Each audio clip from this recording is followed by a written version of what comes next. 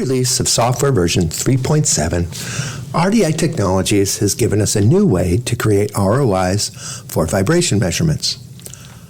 So, before I show you this, I'm going to go up here to my Options button, and now at the bottom of the Motion Amplification Options window, I've got some ROI options that we haven't had before. One option here is to show a name for the ROIs that I create. In this example, I've chosen to show a number for each ROI. And then below that, I've got an option for fixed ROI size. So what I've done here is I've set my width and my height to 30 pixels so that every ROI I create will be exactly the same size. They'll all be 30 pixels by 30 pixels.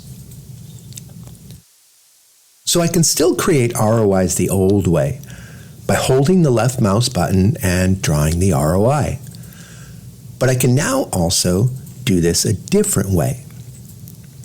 First, let me go ahead and delete this ROI. And up here at the toolbar at the ROI calculation mode, we've now got a new option called Fixed Size Standard XY. So I've selected that, and I can see that I've selected that by looking at the toolbar. Now I can create an ROI a couple of ways.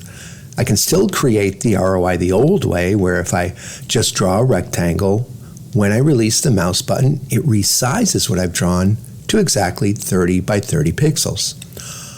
Or another option I have is to hold my Alt key. And when I hold my Alt key, I then just click where I want the ROI to go, and it centers the ROI exactly where I click, and I don't actually have to draw the ROI like before. And then I can also use that with holding the Control button, where now when I hold the Control button and the Alt key, I can click in different places and create multiple ROIs all at once.